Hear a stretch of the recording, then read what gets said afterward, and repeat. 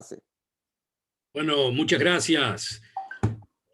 Muchas gracias a ustedes nuevamente por estar aquí conmigo, con los colegas. Y llegamos prácticamente a la última sesión cuyo título, por lo menos lo que queremos señalar, es si en el momento actual los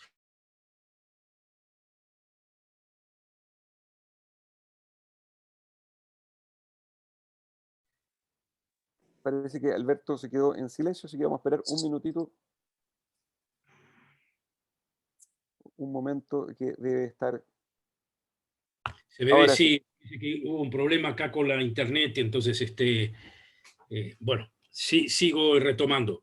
Entonces decía de que en las elecciones prácticamente ni se trató el problema palestino.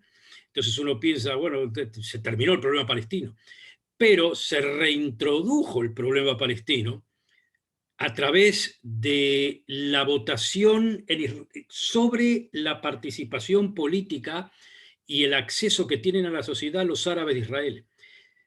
Nos hemos encontrado, si ustedes se acuerdan, más o menos lo que habíamos hablado en la última clase, y entonces habíamos marcado quizás un poco en una forma, no digo superficial, pero una forma un poco clara, a fin una forma clara, digamos, cuáles eran las dos clases de negociaciones que se podían hacer con los palestinos, y entonces ha mencionado de que toda la tendencia de Oslo era, hay que negociar con los palestinos, hay que respetar el concepto del derecho a la autodeterminación palestino, por supuesto que eso a cambio del reconocimiento de los palestinos a Israel, pero que dos conceptos de autodeterminación es la base de todo el problema palestino y de todo el problema de Israel en el Medio Oriente.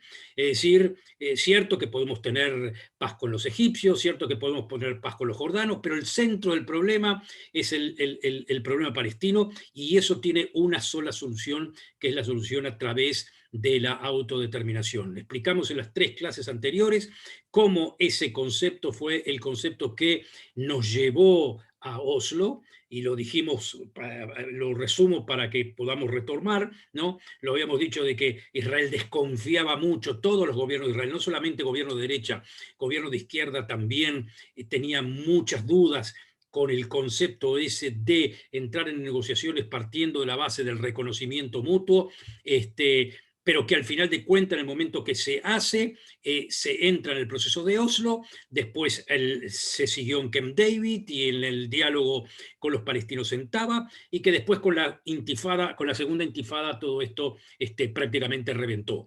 Desde ese momento prácticamente no hubo una forma de retornar al diálogo palestino-israelí basado en los tratados de Oslo, y hubo sí un nuevo intento que vino justamente de la derecha, no de la derecha, pero digamos de un partido que se sesionó de la derecha israelí, que fue el partido Kadima, que en un principio estuvo dirigido por Arik Sharon y que después por el premier Ehud Olmert, que también intentó retomar el diálogo con los palestinos basado en el concepto de dos estados para dos pueblos, y que tampoco fue fructífero.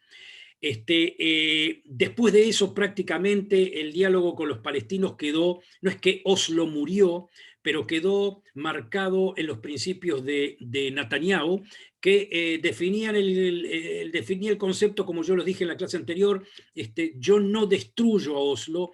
Oslo fue, en definitiva, un pacto entre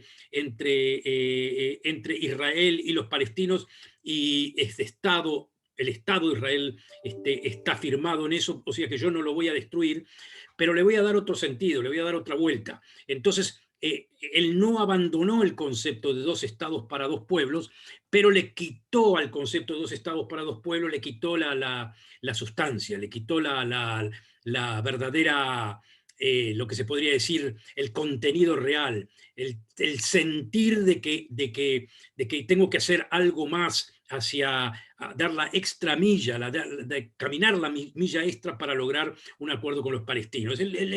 Netanyahu definía el asunto, bueno, si ellos dan pasos para adelante, yo doy pasos para adelante, y si ellos no dan pasos para adelante, yo no doy pasos para adelante, y de cualquier forma lo que quedaba de todo eso era que realmente yo, o sea Netanyahu, o sea Israel, no voy a dar pasos para adelante porque esto no me conviene. Entonces, como diciendo, bueno, le paso las cartas a los palestinos que ellos definan qué quieren hacer, y generalmente los palestinos no podían dar pasos adelante o muchos pasos adelante más de los que habían dado anteriormente. Entonces la situación quedó muerta.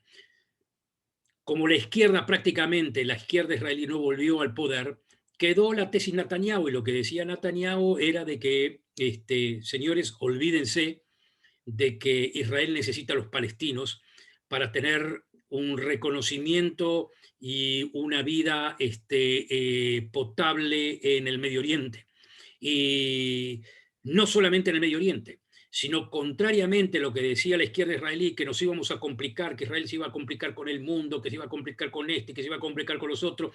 Y ahora, por ejemplo, hace poquito, bueno, hoy yo recibí con un poco tardíamente, pero la carta que escribió el señor Novik del grupo de ustedes sobre el problema de cómo referirse a las condenas que le hacen a Israel por parte de la comunidad palestina en Chile. Bueno, esto es un grano más dentro de toda una gran movida palestina con grupos de izquierda en muchas partes del mundo, especialmente en Europa Occidental y también en las universidades de los Estados Unidos, que llevan la lucha palestina al campo de la diplomacia, pero más que la diplomacia, no la diplomacia de país en país, sino lo que se podría llamar el levantamiento de ciertas partes de las sociedades civiles en los estados democráticos occidentales, que generalmente están ligados a universidades o a ONGs o a comunidades, en fin, etcétera, etcétera,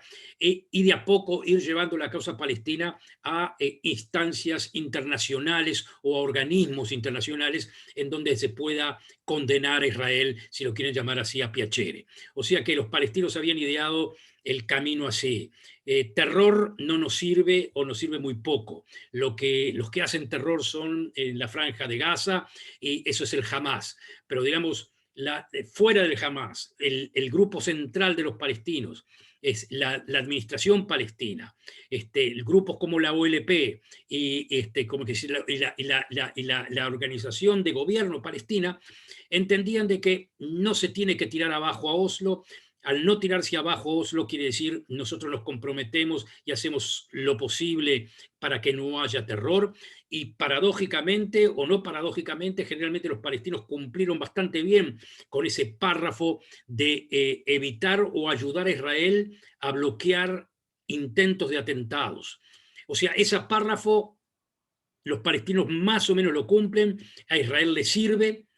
Pero el otro párrafo, que es bueno, fuera de que no hacemos terror, ¿paramos el conflicto o no paramos el conflicto? No, no paramos el conflicto. Los palestinos siguen con el conflicto, y la forma de mostrar cómo el conflicto se manifiesta es a través de un movimiento diplomático, tratando de utilizar a la gente de centro-izquierda, o simplemente liberales que en el mundo occidental miran a Israel y lo sienten ustedes mismos en los países donde están. Los que son un poco mayores recordarán que en los años 60, 50, si quieren llamar así, 60, la izquierda generalmente estaba a favor de Israel. Era una izquierda democrática, era una izquierda en donde veían a Israel como un país con kibutzim, un país que se defendía, en fin, etcétera, etcétera. Desde los 60 y pico para adelante la tendencia comenzó a cambiar, y Israel se hizo un país que era prácticamente no se alineaba dentro del contexto que representaba la izquierda, no digo latinoamericana, la izquierda también europea, y la izquierda también y la izquierda también en los Estados Unidos. Me pregunta Tony si los palestinos en alguna medida frenaban las acciones terroristas. Sí, la policía palestina hace bastante para frenar y descubrir acciones terroristas que ellos entienden que son también contrarios a ellos. Ellos no quieren, ellos quieren, como yo les digo, quieren llevar la lucha política con Israel al plano diplomático, y en el plano diplomático ellos creen que tienen la de ganar.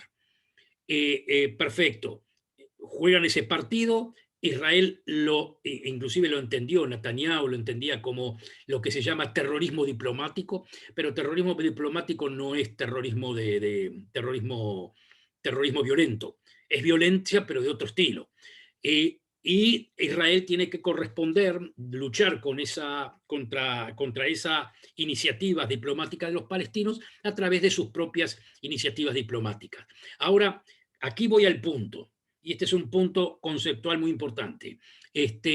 Mientras Israel está metido en Oslo, está metido, por lo menos Oslo no se terminó, mientras Israel no agarre los papeles de Oslo y los rompa, es como que, bueno, el tratado aún está ahí, el tratado todavía está ahí y puede ser retornado en algún momento. Si el tratado se rompe, no hay lo que retomar. Es como diciendo, acá está el modelo, two state for two people, o sea, la situación de dos estados para dos pueblos, queda en el tintero para algún otro momento. Bueno, Israel no tiene ningún problema, Netanyahu, los gobiernos de Netanyahu no tenían ningún problema con que quede para algún otro momento, inclusive él en el discurso que dio en la Universidad de Bar-Ilan también se manifestó en forma de aceptación de dos estados para dos pueblos. Claro que todos los que escuchaban el discurso y todos los que conocían a Netanyahu sostienen y entienden, y es claro que Netanyahu le quitaba el verdadero contenido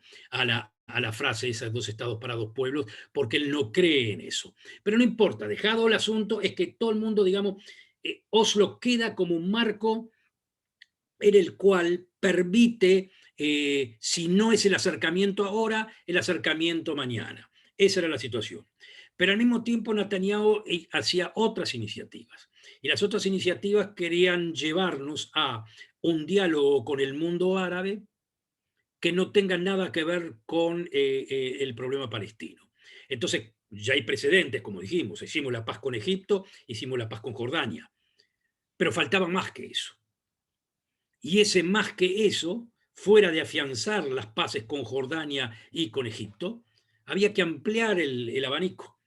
Y había que ampliar el abanico con los países del Golfo Pérsico. ¿Y cómo se da eso? Paradójicamente se da eso a través de un enemigo común. Y el enemigo común es Irán. Lo que sucedió fue sencillo. No es que nosotros ya, Israel, a través de gobiernos anteriores, no había ya tenido pies y manos dentro de los países del Golfo Pérsico. Todos estaban en eso. Pero durante el gobierno de Netanyahu, especialmente el último año, eso se consolida precisamente por el enemigo común que es Irán. Entonces, los países del Golfo Pérsico, especialmente los países del Emirato, Bahrein, inclusive Sudán, que era la capital del terrorismo en un momento, empiezan a entender de que Israel puede ser un buen partner, puede ser un buen negocio. Obviamente que eso estaba apoyado por el gobierno de Donald Trump. No quiero decirle también de que el gobierno de Donald Trump le cayó a Netanyahu de primera, maravilloso. Es decir, se entendían y prácticamente desde el punto de vista de Netanyahu no hubo un gobierno americano mejor que el de Donald Trump. No quiero ni decir de que no quiero decir de que el gobierno anterior de Obama lo complicó al gobierno de Israel, lo complicó a Netanyahu con el pacto que hizo, el pacto de control de la posición atómica de Irán. Para Israel eso fue al nivel quizás hasta de grosería, un pacto horripilante. Que era mejor no tenerlo que tenerlo. Y Trump se encargó de descongestionar ese pacto, quitarlo prácticamente de al lado, poner condiciones completamente diferentes, que a Israel le gustaría mantenerlas, pero que con el gobierno de Biden aparentemente va a ser imposible de hacerlo. De cualquier forma, lo que creó el tema iraní fue que los países como los Emiratos y los países como Bahrein empezaron a entender de que con Israel había que mantener relaciones, ¿eh? Y a eso se está acercando también Arabia Saudita. Entonces, ¿qué es lo que pasa? Que si los palestinos creían, volviendo al tema palestino, si los palestinos creían de que esos países no iban a entrar en relaciones con Israel, no iban a entrar en relaciones con Israel si no se solucionaba antes el problema palestino, se encontraron con la vuelta de tuerca, que podemos tener apertura y afianzar nuestras relaciones con los países del Golfo Pérsico sin necesidad de ningún acercamiento con los palestinos. Eso no quiere decir, si digo sin necesidad con un acercamiento, no quiere decir de que el acercamiento no vaya a funcionar de cualquier forma, porque va a funcionar de cualquier forma, porque va a funcionar de la forma que Netanyahu pensaba. No sé si Netanyahu va a seguir como un primer ministro, pero el que siga va a seguir prácticamente el mismo camino. ¿Qué es el camino de qué? Funcionamos, funcionamos perfectamente, funcionamos perfectamente con los países del Golfo Pérsico, ¿eh? Y los palestinos, si quieren entrar en el negocio desde el punto de vista económico, perfecto. Nosotros estamos también, o sea, nuevamente no queremos de que los palestinos, yo le digo, cuando digo no queremos, me refiero en el caso de Netanyahu.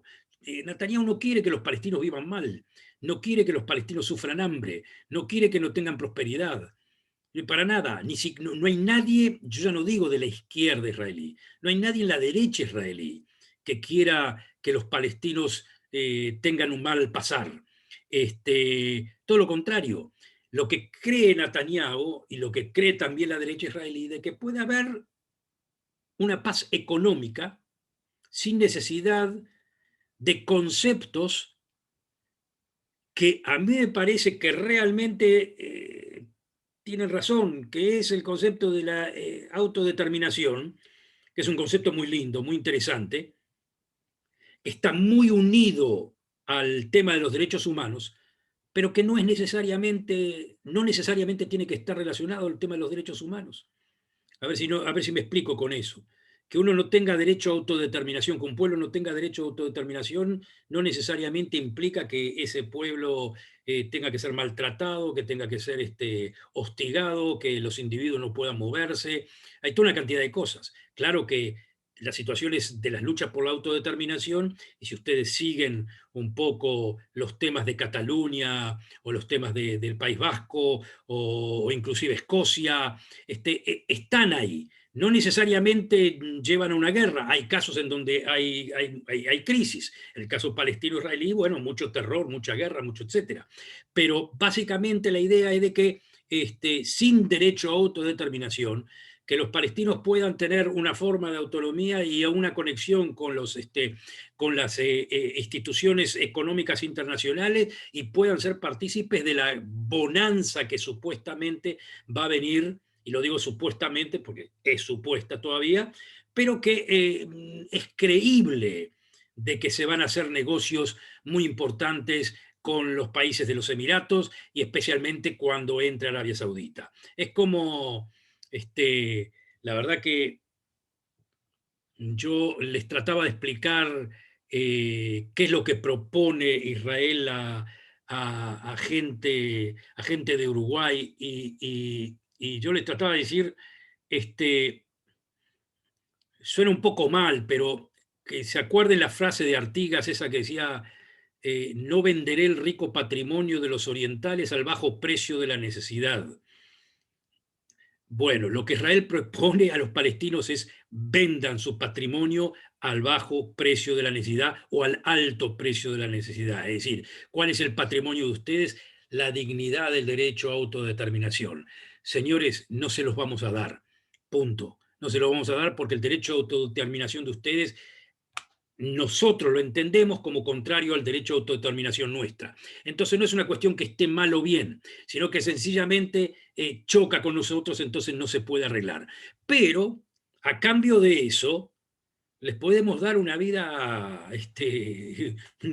muy buena económicamente. Es decir, si uno se pone en Gaza, y cuando Arik Sharon desmanteló los asentamientos en Gaza y dejó Gaza, lo hizo pensando también que cuando una institución o un grupo político como el Hamas toma Gaza, perfecto, es enemigo de Israel, pero es amigo de sus ciudadanos. Entonces, ¿qué mejor pensar que levantar económicamente ese terreno, hacerlo próspero?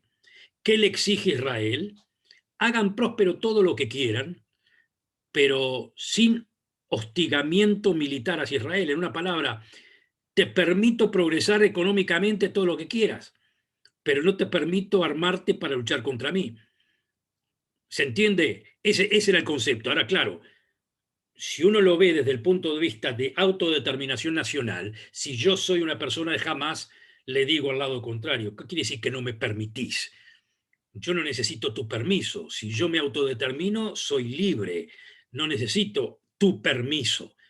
Y yo me quiero armar porque vos estás armado. Entonces, correspondencia, digamos, en un estado de igualdad. Israel les responde, no, no, señores, esto no es un estado de igualdad y no tenés derecho a autodeterminación, perdón, eso no. Tenés derecho a desarrollarte económicamente, a vivir muy bien y vivir muy bien conmigo. Pero no te vamos a dar el derecho de Estado Nacional porque el derecho a Estado Nacional implica que te armes, implica que puedas hacer contratos o subcontratos internacionales, implica que Irán pueda entrar dentro de Gaza, que ya de cualquier forma está, pero implica de que yo estoy limitado en mis posiciones de acción frente a ti en caso de que tú te quieras armar o armarte para qué. Bueno, no, sí, lo que tú aduces es que te armas para defenderte de mí. Bueno, perfecto, te querés defender de mí como yo me quiero defender de vos. Entonces, básicamente, la idea es de que si estamos en posición de enemigo, hay ciertos elementos que yo te puedo conceder y ciertos elementos que no. Pero si yo te veo como enemigo, actúo contra ti en forma de enemigo. Ahora, cuidado con este concepto que es muy importante. Si yo te veo como enemigo, puedo decir, entonces te tengo que destruir. Pero puedo decir una cosa completamente diferente. Sigo manteniéndome como enemigo, pero no quiero destruirte. No quiero destruir, no tengo la mínima intención, no quiero pagar ese precio tampoco. Y podemos vivir como enemigos. Podemos vivir como enemigos en un status quo, lo que se dice, el concepto que se maneja hoy en día es el management of conflict, que quiere decir manejar el conflicto sin llegar a ninguna paz. Es decir, paz no te conviene a ti, o sea, Oslo no te conviene a ti y no me conviene a mí. Entonces, dejamos a Oslo como marco. Hoy en día no nos manejamos directamente como eso queda ahí, pero buscamos un modo vivendi. Buscamos la mejor forma,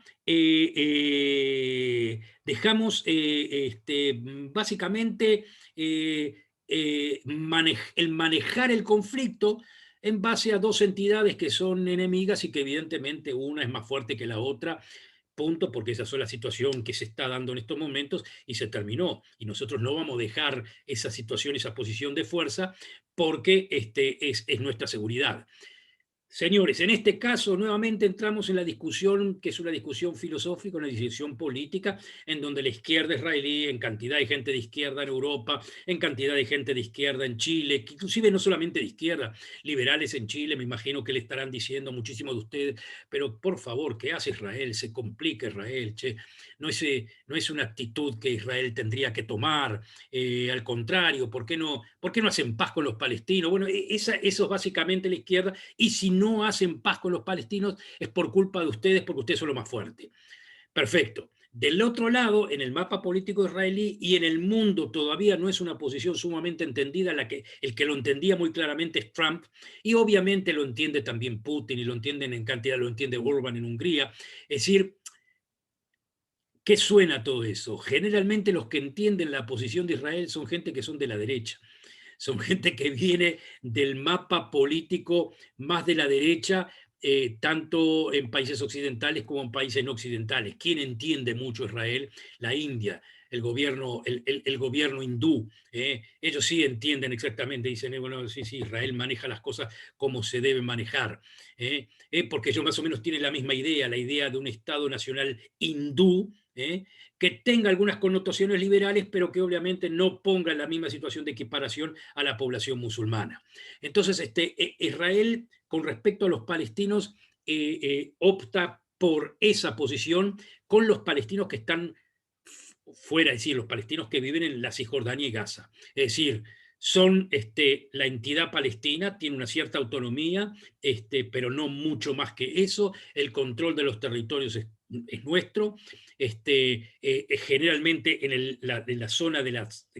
¿Se acuerdan cuando yo marqué el mapa en las clases pasadas? La zona C, Israel en estos momentos se adjudica el derecho de poder colonizar y hacer, y tiene muchos conflictos con con las Naciones Unidas, especialmente con la Corte de Justicia Criminal, que adopta los tratados de Ginebra que aducen, que mencionan que un país no puede llevar a su población a conquistar un país lindero. Es decir, no puede transformar, no puede llevar su población a zona en donde su ejército conquistó de territorio del país vecino. Lo que pasa es que Israel contradice esa posición diciendo de que nosotros no conquistamos ningún país. Palestina no es un país, ni fue un país en ningún momento. Y esa zona en que supuestamente tendría que existir un Estado palestino, es una zona que todavía está en disputa. O sea, Israel le busca la salida legal, que no es aceptada por todo el mundo, pero no quiere decir de que no es una posición que está bien basamentada. Entonces, obviamente que las condenas a Israel llegan por todos lados, que siempre son bloqueadas en el Consejo de Seguridad de las Naciones Unidas por los Estados Unidos, que en esa posición, digamos, mientras Estados Unidos responda a Israel en el Consejo de Seguridad, Israel tiene prácticamente esa posición asegurada. Pero claro que hay que ver hasta dónde va. Cuánto se puede tirar cuándo se puede tirar de la cuerda. De cualquier forma, la tesis del gobierno actual de Israel, la tesis de Netanyahu, es, señores, seguimos para adelante con arreglos con todos los países árabes posibles. Vamos a hacer un arreglo con Arabia Saudita, va a entrar millones de dólares. Vamos a hacer negocios, y los que van a disfrutar de esos millones de dólares también van a ser los palestinos. Y he aquí, sí, acá dicen que no hay cabida para el buenismo. Sí, no hay cabida para el buenismo, o un buenismo un poco diferente.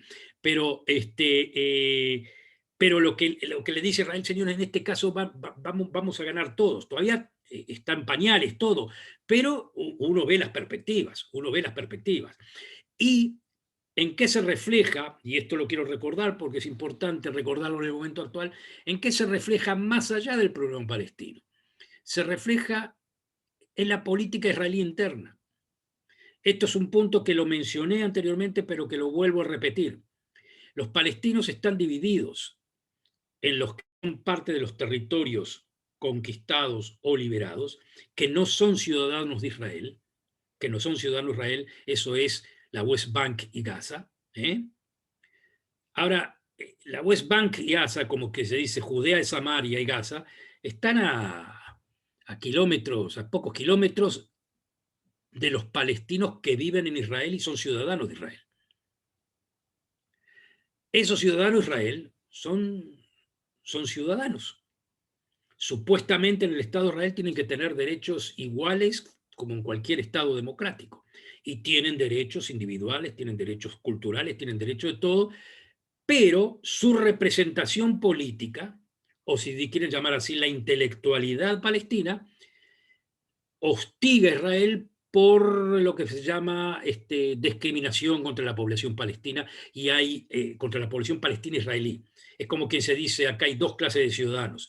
El ciudadano judío, porque el Estado de Israel es un Estado judío, que se define como judío, y por el mero hecho de la definición como Estado judío, los que no son judíos son discriminados. Es como si digamos que Chile se defina al Estado católico de Chile, ¿no? El Estado Católico de Chile, entonces uno se pregunta igual cuál es el lugar de los judíos o de los musulmanes en el Estado Católico de Chile. Y uno puede decir, bueno, ningún problema con los judíos de Chile porque pueden vivir con derechos individuales, ningún problema. Claro que un judío puede decir, sí, entonces, pero si el Estado es católico, quiere decir de que hay ciertos elementos que pertenecen al Estado católico y que el cual yo no tengo acceso, que pueden ser idioteces, pero no importa, pero no tenemos derechos iguales. Y la respuesta puede ser, sí, la verdad que no hay derechos iguales, quizás, digamos, en el Estado católico de Chile solamente un católico puede ser presidente, o en el Estado católico de Chile, todo supuestamente, ¿no? Hay una cruz en la bandera, las fiestas que se festejan son estas, son las fechas nacionales, que están relacionados al catolicismo, en fin, etcétera, etcétera, y punto. Y se acabó el diálogo. Ahora, la vida del judío, la vida del musulmán puede ser perfectamente buena a nivel económico, a nivel y no pasa nada. Ahora, si usted quiere apretar la cuerda sobre el asunto de la igualdad, muy bien, entonces tiene su derecho. ¿Eh? Podría ser la situación de los palestinos, los kurdos que están en... No, esos están... No, mucho peor. Eso, los kurdos están mucho peor. Lo que quiero decir con eso, y ese punto está buena la pregunta porque me lleva a la situación, a lo paradójico de la situación, es de que los árabes de Israel, los palestinos de Israel, que plantean la falta de igualdad y que plantean la discriminación, y es cierto que en muchos campos hay discriminación, están muchísimo mejor que los palestinos que están fuera del Estado de Israel, o sea, están mejor que lo que se podía llamar de un ciudadano en igualdad de condiciones en Siria. Un ciudadano en Siria pero está atroz. Un ciudadano en Egipto vive quizás peor que un ciudadano israelí. Si a un ciudadano israelí árabe le plantean que en el momento que se funde, que se cree el Estado palestino en Cisjordania, Gaza, si él pasaría a ser ciudadano de ese Estado, la respuesta de él es no de ninguna forma. No de ninguna forma. No me paso a ningún Estado palestino porque estoy muy bien en Israel. Entonces la pregunta es, ¿y de qué te quejas entonces? Bueno, estoy muy bien en Israel y quiero mayor igualdad. Que está bien, está, digamos, tan perfecto. Tiene el derecho a plantearlo. Y acá se plantea eso de diversas formas. El mapa político israelí, o sea, la política israelí no lo dice como que se dice, bueno, el Estado va a seguir siendo un Estado judío, pero eso no quiere decir de que no pueden haber igualdad de condiciones, que no pueden haber, y si no hay igualdad de condiciones, por lo menos adelantar en todo lo posible a la población palestina, israelí, que obviamente, señores, uno tiene que venir acá y entrar a los pueblos palestinos. Hay progreso económico, hay florecimiento, hay una vida cada vez mejor. Los palestinos están socialmente integrados a la vida de Israel, pero tremendamente, no les tengo que decir, uno no puede entrar en estos momentos a un hospital israelí en donde no es atendido por un médico palestino, las enfermeras palestinas, en los supermercados trabajan en todos lados, están en la universidad. Obviamente que tienen todo el derecho a decir, y queremos más, estamos bien, pero queremos más. Y cierto, está perfecto. Y en ese juego entra el punto final del asunto que tiene que ver con todo lo que veníamos hablando, que es las elecciones de ahora, las elecciones de ahora de ayer y sus resultados, que tienen mucho que ver con este planteamiento que estoy haciendo. Los palestinos de Israel, los ciudadanos de Israel, están representados por un partido político, que es un partido político que juega el diálogo, juega el discurso de los partidos progresistas. Mi lucha es por la democracia, mi lucha es por la identidad palestina en el marco de la identidad israelí. Yo, como palestino israelí, no quiero que el Estado sea un Estado judío, quiero que sea un Estado libre, abierto para todos, en donde yo personalmente como palestino me quiero sentir identificado. O sea, yo me quiero sentir israelí y obviamente no soy judío. ¿Eh? Entonces, si el Estado es judío, bueno, entonces ahí hay un punto que a mí no me concierne. Entonces, sí, está muy bien, he progresado, estoy muy bien, pero quiero más. Perfecto. el partido ese representa esos intereses.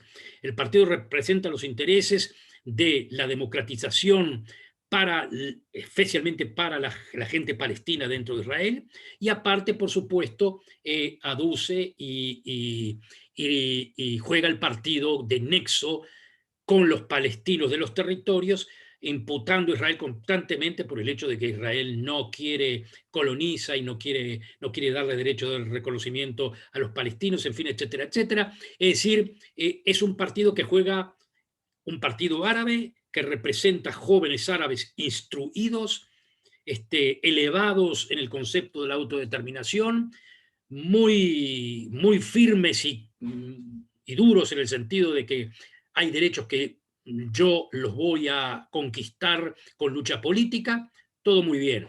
Dentro del mapa político israelí, nadie puede hacer coalición ni puede introducir a ese partido dentro del gobierno por una razón sencilla, porque no acepta el derecho de Israel a ser un Estado judío. Pero este aquí que aparece una escisión dentro del partido que es una decisión islámica dentro del partido, y aquí que esta escisión islámica del partido tiene un proyecto político diferente y dice, a mí no me interesa la autodeterminación, a mí no me interesa ponerle el dedo en el ojo a los israelíes con el derecho de esto, el derecho del otro. No, no, no, no, no, no. Yo quiero my money, yo quiero ser partícipe en cualquier gobierno israelí y lo único que exijo es plata, dinero. ¿Para qué el dinero? Dinero para mejores infraestructuras, para meter más policía. Hay un gran problema digamos, de criminalidad dentro de las ciudades árabes. Es decir, necesito las cosas diarias. Entonces, este es exactamente, los islámicos estos están hablando el idioma de Netanyahu, que es exactamente lo que les propone. Sí, sí, sí, paz, por supuesto paz económica. ¿Qué es lo que quieren ustedes? ¿Dinero? Vengan a mí. O sea, no es que reparto dinero, pero no hay problema. Lo que están pidiendo que es mejores instalaciones para esto, mejor educación, pero ningún problema, yo estoy dispuesto a jugar ese partido con ustedes. Y este partido le está diciendo a Netanyahu, perfecto, si vos estás dispuesto a contribuir con nosotros, yo te doy el apoyo. Y los otros árabes le dicen, pero Gewalt, ¿cómo? Estás reconociendo a un racista, estás queriendo jugar un partido con un gobierno israelí que no quiere saber de nada de la autodeterminación, de la dignidad palestina. Y el otro le está diciendo, sí, no me importa. No me importa la dignidad, quiero cosas concretas, no dignidad.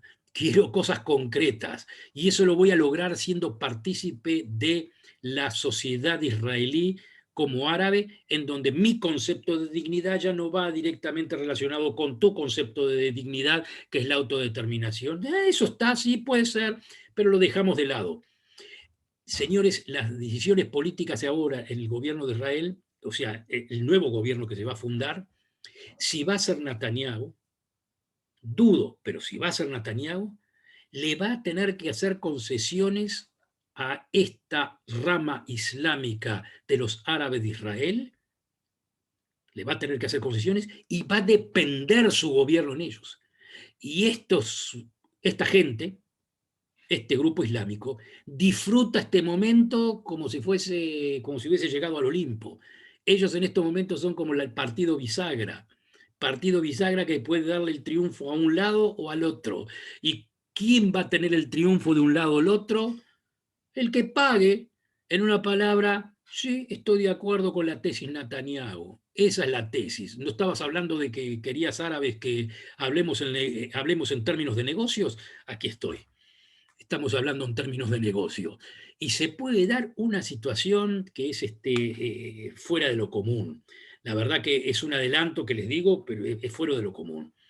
La única posibilidad que tiene Netanyahu de formar gobierno en los momentos es juntar al partido islámico con sus socios radicales judíos, que son la contradicción total, pero tienen algo en común, algo muy feo en común. son los dos partidos, los radicales judíos y y los musulmanes islámicos, son partidos misógenos, son partidos bastante reaccionarios en cuestiones de religión, son partidos que no les importa el liberalismo, fuera del liberalismo económico no les importa nada, el liberalismo político, son antiizquierda. Es decir, que se puede dar una situación que partidos de derecha israelí con partidos islámicos, como decir, extremadamente partidos radicales israelíes junto con Daesh o junto con el ISIS, no, digo, extremadamente poniéndolo de esta forma, pero es una situación que es la única posibilidad que tiene Netanyahu en este momento de formar gobierno en el momento actual. Si cambia, bueno, en estos momentos están haciendo los conteos de las elecciones, o sea que todavía no sabemos, pero hoy por hoy con los resultados que existen hasta este momento, ¿cómo se llama esa facción árabe? RAM. RAM se llama. La facción árabe se llama RAM, que es el partido, es el ala islámica del Partido Árabe Unido, ¿no? Que se separó del Partido Árabe Unido y está en este momento negociando no solamente con Netanyahu, negocia con Netanyahu, negocia con el otro también. Y el que me da más y el que me convence más, we are talking business. Tesis Netanyahu 100%. Yo con los árabes quiero talk business, ¿ok? Talk business con los Emiratos, talk business con Arabia Saudita, talk business con... Eso es lo que quiero. Y no me vengan con imágenes burdas de otro estilo que no sirven para nada. Bueno, we are in it. Estamos en eso. Preguntas, señores. Muchas gracias, Alberto. Mira, vamos a aprovechar, hay hartas preguntas, la verdad, que han salido en este último rato. Voy a tratar de retroceder para poder leer algunas, digamos, que nos dejaron bien atrás. A ver, vamos a leer primero, entonces, Tomás Gottlieb dice, Alberto afirma que los palestinos en alguna medida frenan las acciones terroristas. ¿Pero en qué está el financiamiento a los héroes del terrorismo? El que tengan sueldo de por vida a su familia. Cierto, juegan a dos puntas, perfectamente. Por un lado le pagan a los que, digamos, a los que fueron capturados, que tienen familia, o sea, un preso palestino que está en Israel, tiene familia en Palestina, la autoridad palestina les paga la vida.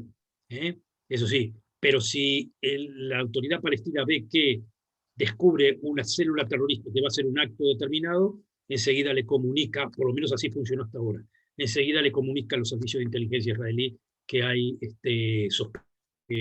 1, 2, 3, 4. Es decir, están en contacto. Hay contacto entre los servicios de seguridad. Perfecto. Vamos a leer otra pregunta de Lía Gracia de Brasil, que dice, pregunta, a mí me parece que el que dice que la visión de Netanyahu de la derecha de Israel, la prosperidad económica palestina, no es un tema de derechos humanos, sino de vida, libertad, propiedad, entre paréntesis, liberalismo. Pues la autodeterminación económica e individual es prácticamente una escuela liberal y libertaria, es decir, una escuela austríaca de Mises, Hayek, Ayn Rand y Rothbard. ¿Qué Sí, piensa Alberto sobre eso? sí, bueno, está bien lo que dice. Es dentro de la teoría de Hayek, que por supuesto, solamente liberalismo económico y eso. El liberalismo político va hacia derechos individuales que van más allá de eso. Son derechos individuales. Qué cuidado, uno puede decir mis derechos privados a mi persona, a mí no me meten en la cárcel por nada, o sea, tengo derechos económicos, tengo derecho de ir por todos lados, puedo sacar publicaciones, puedo hacer una cantidad de cosas, pero obviamente que sí, el derecho político a la autodeterminación lo tengo coartado. Es decir, que no hay en este caso liberalismo político. Hay un liberalismo económico, un liberalismo bastante de individualismo, en fin, etcétera, pero no falta, obviamente, el liberalismo político. Sí. Perfecto, muchas gracias. Tenemos una pregunta desde Perú de Yuli Villena Galloso, que nos dice, el propio Benjamín Netanyahu dejó en claro los alcances que tuvo su declaración con respecto a los acuerdos últimos, mencionando que no ha renunciado aún a la anexión y que volvería a plantear la anexión como planteó el acuerdo de paz, que jamás renunciaría al derecho de Israel. Ujú. Incidentalmente, si los territorios en cuestión ya forman parte de su país, ¿por qué habría necesidad de anexarlos? En el fondo se refiere a una anexión más bien de jure que de facto. Ujú. Completamente de acuerdo, exactamente. Él dice de que no abandoné el deseo a la anexión de Iure, pero toda la derecha israelí, fuera de los más radicales, entiende de que ¿para qué? No estamos en momento de anexiones formales. Si la anexión ya la tenemos prácticamente, es decir, vivimos con, con esa zona anexada. Es decir, no hay, acá no hay un debate serio sobre anexión. Netanyahu lo menciona eso para consumo interno, es decir, a su propia base, que es una base de derecha, que le gusta oír de que, bueno, que en un momento determinado vamos a imponer la ley ahí, en fin, etcétera, etcétera, vamos a hacer anexión formal, pero básicamente Netanyahu entiende de que eso, bueno, queda para otro momento. Lo mismo que los tratados de Oslo, quedarán para otro momento. Todo queda para otro momento. Toda la tesis de Netanyahu es todo queda para otro momento. Hoy manejamos la situación. ¿Eh? Vivimos hoy, acá está el puente, lo cruzamos. Mañana aparece otro puente y vemos cómo cruzamos el otro puente. Perfecto, sí. Silvia también nos pregunta y dice, ¿qué pasaba con los asentamientos que ocupa Israel? Y creo que también va exactamente la misma respuesta que acabas de dar. Ujú. Exactamente. Seguimos colonizando. Si en algún momento determinado cambia el mundo y estamos con la, digamos, con la, yo qué sé, con el revólver en la 100, negociaremos asentamientos también. Israel se porta muy pragmático generalmente. Nadie se va a suicidar. Se negociará, yo pienso que se negociará, pero por ahora no hay ningún factor importante en el mundo que nos haga, que nos lleve a esa negociación. Perfecto. Voy a leer dos preguntas que tienen relación. La primera que nos deja Alejandro dice, ¿podría asimilarse la situación de los palestinos a los kurdos que están en Irak, Irán, Turquía? ¿Cuáles son las principales diferencias? Dice, sumado a la pregunta de Alejandro, la propuesta del confederalismo democrático de Abdalá Öcalan, modelo palestino para ir paso de mayor autonomía mientras fortalecen la institucionalidad y logren eventualmente la denominada.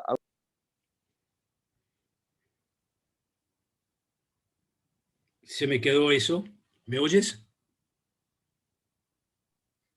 Sí, lo repito. Primero es la situación de los palestinos a la de los kurdos, Irán y Turquía. ¿Cuáles son las diferencias? Esa es una. Y la otra es, sí, sumado a la propuesta del confederalismo Calán, ¿podría replicarse como un modelo palestino, brindándoles un paso de mayor autonomía mientras fortalecen la institucionalidad y logren eventualmente la denominada. Bueno, si lo oí muy cortado. Eh, la idea de confederación, ¿me oyen ustedes? Te escuchamos perfecto. Ah, bueno, la idea de confederación es una idea que yo tuve manejando también durante bastante tiempo. Este, es una buena idea una confederación.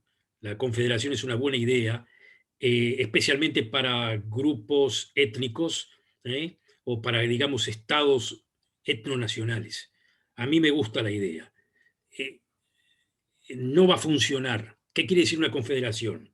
Confederación quiere decir que uno puede tener un territorio casi autónomo, casi independiente en el marco de un gobierno, que lo envuelve, pero que ese gobierno no interviene en las cuestiones internas del grupo confederado.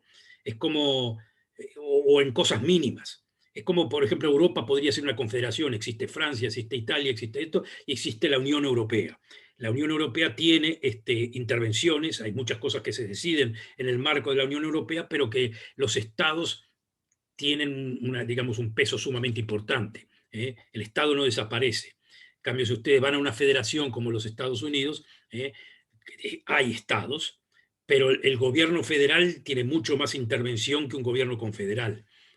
Quizás los que sepan de la historia de Estados Unidos entienden por qué el sur era confederado y el norte era federal. Entonces, los confederados querían de que, bueno, que haya un gobierno, sí, pero que no se metan con Virginia, con Alabama, que cada uno mantenga a los esclavos como parte de sus instituciones y que el gobierno central no se meta, ¿no? Por eso una confederación sirve para Palestina e Israel, es como decir, dos estados para dos pueblos con un gobierno que los... que cree, digamos, una especie de pasaporte común, en fin, etcétera, etcétera, pero que lo que se define en cada una de las zonas es de un gobierno nacional, ¿no? No va a funcionar eso como no funciona nada de lo otro, hasta que no haya una confianza mutua en arreglos entre palestinos e israelíes, que por ahora no se va a dar, no va a funcionar. Eso con respecto a la idea confederal. Y con respecto a los kurdos y eso, no, por favor, los kurdos están mucho peor que los palestinos. Mucho peor que los palestinos. Los kurdos los matan constantemente y se están defendiendo como pueden, los matan así a troche y moche, nada que ver. Los palestinos, bueno, cuidado, no quiero decir que tienen una buena vida, no para nada, pero están muchísimo mejor. Perfecto. Hay hartas preguntas que han llegado en este rato. Tenemos claro de que a las 3 tenemos la próxima actividad, así que vamos a tomarnos 15 minutos Sí, ya más para tengo 5 responder. minutos más. 5 minutos más, perfecto. Entonces, vamos a tratar de ver las que quedaron pendientes. Aquí Julie Villena nos dice nuevamente, si los palestinos están bien, como dicen, entonces, ¿por qué existen organismos sociales judíos en la propia Israel que apoyan la causa palestina y denuncian los abusos del Estado de Israel? Muy bien, muy buena pregunta. Porque estar bien, el problema de estar bien es todo relativo. Israel hace colonización y hace represión. Si usted compara la represión de Israel con la represión de los, yo qué sé, los rusos en Chechenia o de los chinos en Tibet o cualquier otra represión que haya en Siria, y entonces la represión es mínima, pero es represión. Cuidado, no quiero decir que no, es represión. Israel sabe reprimir. Pero no, lo que les quiero decir de que no es la represión que cuando, digamos, uno entra en todo el tema de los derechos humanos, bueno, dice, bueno, ¿por qué agarro a Israel primero?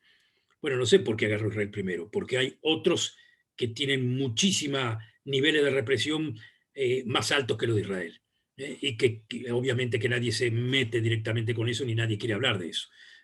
Pero los organismos de derechos, justamente el hecho que los organismos de derechos humanos actúen en Israel mismo, es un hecho. ¿eh? No los dejan trabajar tan libremente, pero están. Es como, es un medio juego.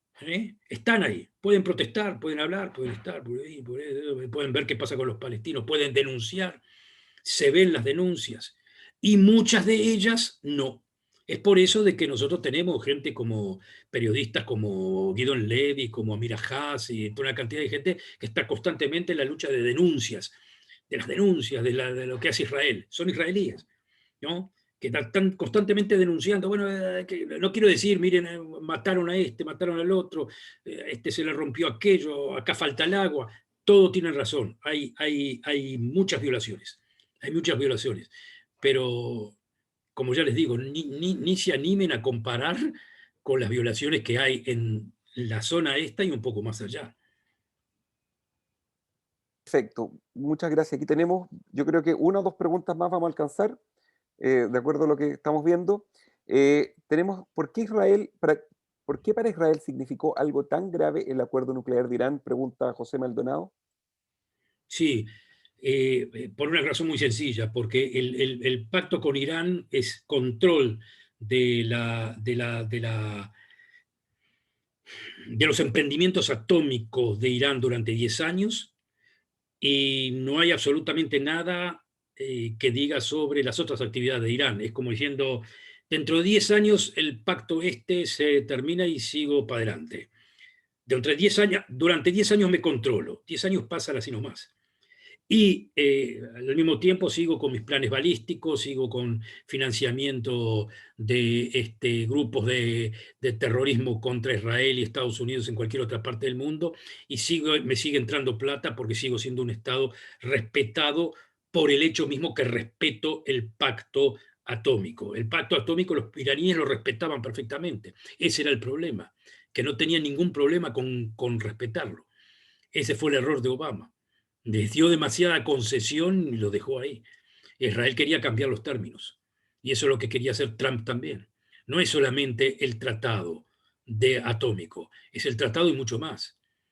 No podemos permitir de que Irán siga con sus actividades terroristas y sus actividades en lucha por la hegemonía en el Medio Oriente porque, bueno, puede ser que esos son los intereses de Irán, pero hay intereses de Israel y hay intereses de Arabia Saudita también, y hay intereses del Golfo Pérsico. En una palabra, estamos en choque de intereses. En lo que le estaba diciendo Israel y Arabia Saudita a Estados Unidos es, señores de Estados Unidos, o sea, le estaban tratando de decir Obama, no es eh,